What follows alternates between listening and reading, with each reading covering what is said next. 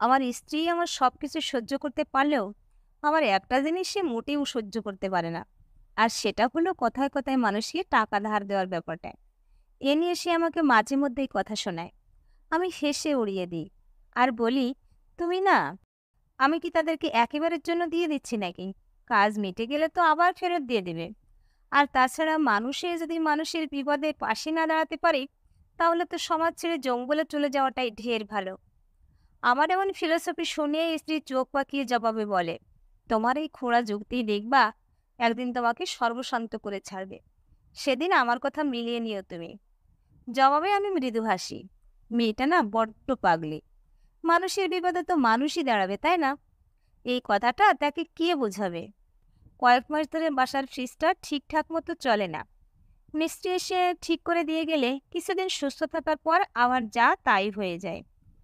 রিদিতা কিছুদিন ধরে বলছে ফ্রিজটা চেঞ্জ করার কথা। তাই আমিও ভেবেছিলাম এই মাসের বেতনটা পেলে একটা নতুন ফ্রিজ কিনবো। আজ মাসের 1 তারিখ, অ্যাকাউন্টে বেতন ঢুকেছে। রিদিতাকে ফোন দিয়ে বললাম রেডি হয়ে থাকতে।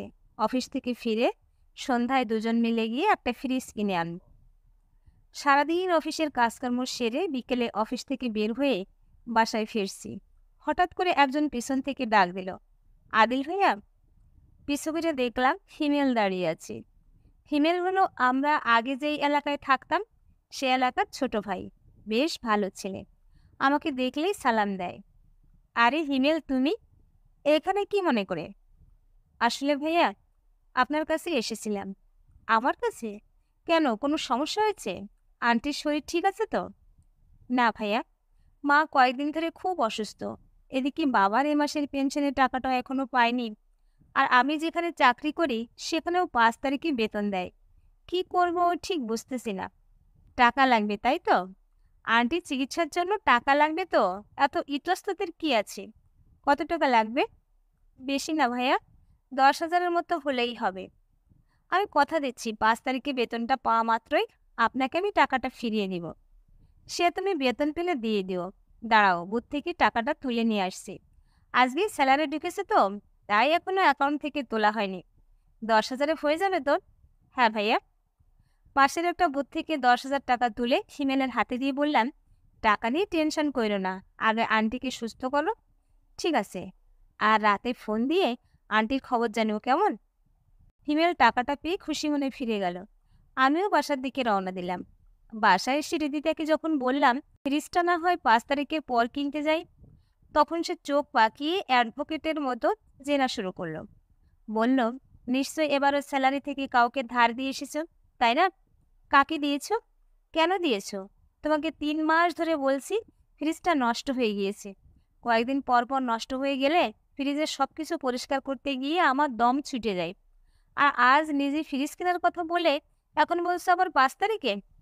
হৃদিতাকে শান্ত করিয়ে বললাম, আরে রাখছো কেন? পুরোটা শুনবা তো আগে। আমরা আগে যে বাসায় ভাড়া থাকতাম ওখানকার রাবেয়া খালাকে তো তুমি চেনো? হ্যাঁ, চিনব না কেন? কি হয়েছে আন্টি? আন্টি নাকি খুব অসুস্থ। অফিস থেকে ফেরার সময় তার ছেলে হিমেলের সাথে দেখা হয়েছিল। ছেলেটার মায়ের টাকা জোগাড় করতে না পেরে মুখটা একেবারে শুকিয়ে গিয়েছিল। তাই আমি 10,000 টাকা ধার দিয়েছি। সমস্যা নাই, সে 5 তারিখে বেতন পেলেই দিয়ে দেবে বলেছে। তখন না হয় দুজন মিলে গিয়ে ফ্রিজটা কিনে আনবো। ফ্রিজ তো দুদিন পরেও কেনা যাবে। সামান্য 10,000 টাকার জন্য একজনের মা অসুস্থ হয়ে কষ্ট পাবে, ব্যাপারটা কেমন অমানবিক হয়ে যায় না? আচ্ছা, তুমি যে মানুষের উপকারের জন্য এভাবে টাকা ধার দাও, কখনো তো একজনকেও দেখলাম না তোমার উপকারের দাম দিতে। বরং ধার দেওয়া সেই টাকাটা ফেরত নিতে গিয়ে কত বাহানা করে তারা। এখনকার যুগে ভালো মানুষের কোনো দাম নাই, বুঝলে? বুঝবা একদিন। আমি হৃদিতার কথা শুনে আবারও হাসি। মেয়েটা সত্যি একটা পাগলি। উপকারের প্রতিদানের আশায় উপকার করলে সেই উপকারের আর মান থাকলো কোথায়? কিছুদিন আগের কথা, রাতে বসে বসে টিভি দেখছিলাম। হঠাৎ করে হৃদিতা এসে হাতের মোবাইলটা আমার সামনে ধরে বলল, এইটা তোমার বন্ধু সজীব না? আমি ভালো মতো দেখে বললাম, হ্যাঁ, সজীবে তো। কেন, কি হয়েছে? সজীব না তোমার বাল্যকালের বন্ধু? তো তার বিয়েতে কই তোমাকে দাওয়াত দিল না তো? কি জানি, আর না দিলেই ভালো করেছে। দাওয়াত দিলে তো তখন যাওয়াই লাগতো।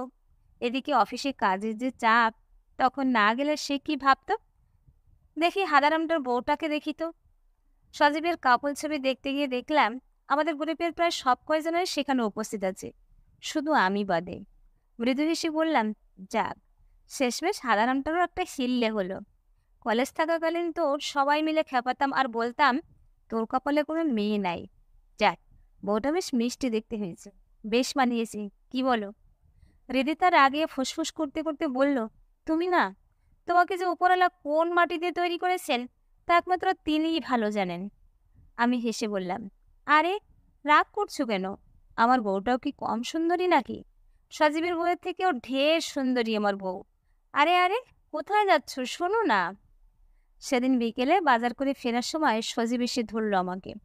তারপর হাত দুটো ধরে বলল, তোকে কয়েকদিন ধরে ফোনে হয়ে খুঁজছি আমি, কোথায় থাকিস বলতো? আমি কোনো উত্তর দিলাম না, শুধু মৃদু হাসলাম একটু। সজীব আবার বলা শুরু করলো, আচ্ছা শোন না, নতুন বিয়ে করে খুব ঝামেলায় পড়ে গেছি রে। বিয়েতে যে এত এত খরচা, আগে জানলে বিয়েই করতাম না। এতদিন ধরে যা সঞ্চয় করেছিলাম সব শেষ। তোর ভাবি কয়েকদিন ধরে সাজিক যাওয়ার জন্য বায়না ধরেছে, এদিকে মানিব্যাগে একটা টাকাও নাই। নতুন বইয়ের আবদার না রাখলেও কেমন দেখায় তুই বল। দোস্ত, শোন না, আমাকে কিছু টাকা দে না, সাজেক থেকেই ফিরে এসেই তোর টাকাটা ফেরত দিয়ে দেব, কথা দিলাম। প্লিজ দোস্ত, না বলবি না, অনেক আশা নিয়ে তোর কাছে এসেছি। আমার কাছে তো এখন বেশি টাকা নাই। বেশি না তো, মাত্র 20,000-এর মতো দিলেই হবে। কিন্তু, কোনো কিন্তু টিন্তু না, দিতেই হবে তোকে। অগত্যা আরও একবার রেদিতাকে লুকিয়ে সজীবকে 20,000 টাকা দিলাম। নতুন বউ নিয়ে ঘোরাঘুরি করার ইচ্ছা কারই বা না থাকে? আমিও তো রেদিতাকে নিয়ে কক্সবাজার, বান্দরবন, সাজেক সবখানে ঘুরেছি। এর কিছুদিন পর রিদিতার বড় আপু আর তার বর আমাদের বাসায় আসলেন। কথায় কথায় আপু বললেন তার বর নাকি নতুন একটা বিজনেস শুরু করতে যাচ্ছে। শুনে বললাম, ভালোই তো। তা ভাইয়া, কিসের ব্যবসা? কাঁচামালের। আমাদের পুরানো ঢাকাতে তো এখন কাঁচামালের ব্যবসাটা একেবারে রমরমা হয়ে উঠেছে। তাহলে তো ভালোই। এবার আপু বিরস মুখে বললেন, ভালো আর কোথায় ভাই, এতদিন ভবঘুরের মতো ঘুরে বেড়াচ্ছিল দেখে সবাই কত কিছু বলেছে ওকে। এখন একটা বিজনেস শুরু করতে যাচ্ছে, সেখানেও সবার অসুবিধা। বললাম, কেন আপু? ভাইয়া কিছু একটা করলে তো সবারই খুশি হওয়ার কথা। সেটা তো সবাই উপরে উপরে দেখায়। তোমার ভাইয়া বিজনেস করতে যাচ্ছে, বাবার কাছে গিয়ে বললাম, বাবা, তোমার জামাই নতুন ব্যবসা করতে চাইছে, কিছু টাকা কম পড়েছে। বাবা মুখের উপরে না করে দিলে। তুমিই বলো, আমি কি তার সৎ মেয়ে? আজ রীতিতা যদি চাইতো ঠিক দিয়ে দিত। আপনি অযথা রাগ করছেন আব্বার উপরে। তো কি করব বলো? এতদিন কিছু করতে না পারার জন্য সবাই কত কথা শুনিয়েছে আমাকে, আর এখন কিছু করতে চাইছে, তখনও সবার অসুবিধা। তা ভাইয়া, কত টাকা শর্ট পড়ছে? ভাইয়া একগাল হেসে বললেন, বেশি না, এই লাখ দুয়েকের মতো। টাকাটা পেলে সত্যি আমার খুব উপকার হতো বুঝলে। দেখো না ভাই, তুমি একটু ম্যানেজ করে দিতে পারো কিনা? রিক্তা বলছিল, তুমি নাকি সবার বিপদের পাশে দাঁড়াও, তাহলে এই বড় ভাইটার পাশে একটাবার দাঁড়িয়ে দেখো না। বেশি দিন রাখবো না, ব্যবসাটা দাঁড়িয়ে গেলেই তোমাকে তোমার টাকাটা ফিরিয়ে দেব। কথাটা শুনে হৃদিতা আমার হাত টিপে বারণ করার চেষ্টা করলো, কিন্তু আমি হৃদিতার বারণ না শুনে বললাম, আচ্ছা ঠিক আছে ভাইয়া, আপনাকে আর কারো কাছে যেতে হবে না, আপনি বরং মন দিয়ে নতুন ব্যবসার পরিকল্পনা করেন। সে রাতেও হৃদিতা আমার উপর চড়াও হলো। বুঝি না মেয়েটা এমন কেন, আমি কি তাদেরকে টাকাগুলো এমনি এমনি দিচ্ছি? ধারই তো নিচ্ছে তারা, সময় হলে আবার দিয়ে দেবে। এরপর কেটে গেছে কয়েক মাস। অফিসে বসে কাজ করছি, এমন সময় একটা অপরিচিত নাম্বার থেকে কল আসলো মোবাইলে। কলটা রিসিভ করতেই ওপাশ থেকে একজন বলে উঠল, হৃদিতা কি আপনার স্ত্রী? ওনার গুরুতর অ্যাক্সিডেন্ট হয়েছে, হাসপাতালে ভর্তি করানো হয়েছে, আপনি জলদি করে চলে আসুন। কথাটা শোনা মাত্র পায়ের নিচ থেকে মাটি সরে গেল আমার। অফিসের কাজকাম ফেলে রেখে যতটা দ্রুত সম্ভব হাসপাতালে পৌঁছলাম। হৃদিতাকে তখন আইসিইউতে নেওয়া হয়েছে, খুবই গুরুতর অবস্থা। হৃদিতাকে যে হাসপাতালে এনেছিল তার মারফত জানতে পারলাম সকালে বাজার করে যাওয়ার সময় একটা বেপরোয়া লেগুনার ধাক্কা খেয়ে এই অবস্থা হয়েছে। ডাক্তারের কাছে দেখা করতে গেলে তিনি জানালেন রোগীর অবস্থা খুবই ক্রিটিক্যাল। প্রাথমিক ট্রিটমেন্ট করা হলেও জরুরি ভিত্তিতে মাথার অপারেশন না করাতে পারলে রোগীকে বাঁচানো যাবে না। ডাক্তারের মুখে কথাটা শুনে মাথায় যেন আকাশ ভেঙে পড়লো আমার। পাগলের মতো হয়ে বললাম, আমার হৃদিতার কিছু হবে না ডাক্তার, আপনারা অপারেশনের ব্যবস্থা করুন। আচ্ছা ঠিক আছে, আপনি কাউন্টারে ফর্ম ফিল আপ করে 2 লাখ টাকা জমা করেন, আমরা ব্যবস্থা করছি। আচ্ছা ঠিক আছে। ডাক্তারের কাছ থেকে সরে এসে একটাবার আইসিইউ এর ছোট গ্লাস দিয়ে ভিতরে তাকালাম। দেখি হৃদিতার মুখে অক্সিজেন মাস্ক লাগানো, মাথায় ব্যান্ডেজ করা। নিজের অজান্তেই চোখ দিয়ে দুফোঁটা জল গড়িয়ে পড়ল। সেখান থেকে সরে এসে জামাল ভাইকে কল দিলাম। ভাইয়া, হৃদিতার অ্যাক্সিডেন্ট হয়েছে, আইসিইউতে ভর্তি হয়ে আছে। ডাক্তার বলছে অপারেশন করাতে হবে, 2 লাখ টাকা লাগবে, আপনি একটু ব্যবস্থা করেন না ভাই। দেখো আদিল, কয়েক মাস আগেই তো তোমার থেকে টাকাটা এনে সবই ব্যবসাতে খাটিয়েছি, এখন তো সব টাকা শেষ ভাইয়া। আচ্ছা তুমি টেনশন করো না, আমি দেখছি। রিক্তাকে ফোন দিয়ে যেতে বলছি এক্ষুনি, বলেই কলটা কেটে দিল। কিছুক্ষণ পর বেশ কয়েকবার কল দিলাম, কিন্তু জামাল ভাই আর ফোনটা রিসিভ করলেন না। বরং একটু পর থেকে যান্ত্রিক একটা কণ্ঠস্বর ভেসে আসতে লাগলো বারবার। উপায় না পেয়ে একে একে সবাইকে কল দিলাম, অফিস কলিগ থেকে শুরু করে বন্ধু মহলের সবাইকে। সবাই নানান বাহানা দেখিয়ে এড়িয়ে গেল। এমনকি সজীবকে যখন ফোন দিয়ে সবটা বললাম, সে বলল, দোস্ত, তোর ভাবিকে নিয়ে সেন্ট মার্টিন এসেছি, ঢাকায় ফিরে ভাবিকে দেখে আসবো। একে একে পরিচিত সবাই মুখ ফিরিয়ে নিল। শেষমেশ হৃদি তার বাবার কাছে কল দিয়ে বললে, শ্বশুর শাশুড়ি দুজনেই হন্তদন্ত হয়ে ছুটে এলেন। শ্বশুরাব্বা 2 লাখ টাকার বান্ডিল দুটো আমার হাতে দিয়ে বললেন, এখনই কাউন্টারে জমা দিয়ে অপারেশনের ব্যবস্থা করতে বলো। আর আমার মেয়ে কোথায়? টাকার বান্ডিল দুটো হাতে নিয়ে পাথরের মূর্তির মতো চুপচাপ দাঁড়িয়ে রইলাম আমি। কারণ ততক্ষণে এই 2 লাখ টাকার প্রয়োজন আমার শেষ। হৃদিতা আমাকে, আমাদের সবাইকে ছেড়ে অনেক দূরে চলে গিয়েছে। শ্বশুর শাশুড়ি আমার চোখে জল দেখে ছুটে গিয়ে রুমে ঢুকলেন।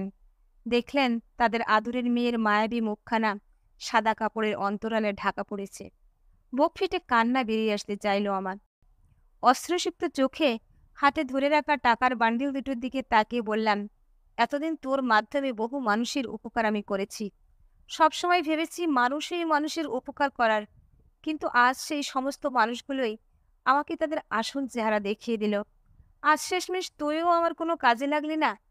হৃদিতা ঠিকই বলতো, আমার এই ভালো মানুষই একদিন আমাকে সর্বশান্ত করে ছাড়বে। আজ জানি বড্ড একা হয়ে গেলাম হৃদিতা। এতক্ষণ সাথে থেকে গল্পটি শোনার জন্য অশেষ ধন্যবাদ প্রিয় বন্ধুরা। গল্পটা ভালো লাগলে একটা লাইক, কমেন্ট ও শেয়ার করতে পারেন। আর পরবর্তীতে এরকম আরও সুন্দর সুন্দর গল্প শুনতে চাইলে চ্যানেলটি সাবস্ক্রাইব করে আমার পাশে থাকুন। ধন্যবাদ।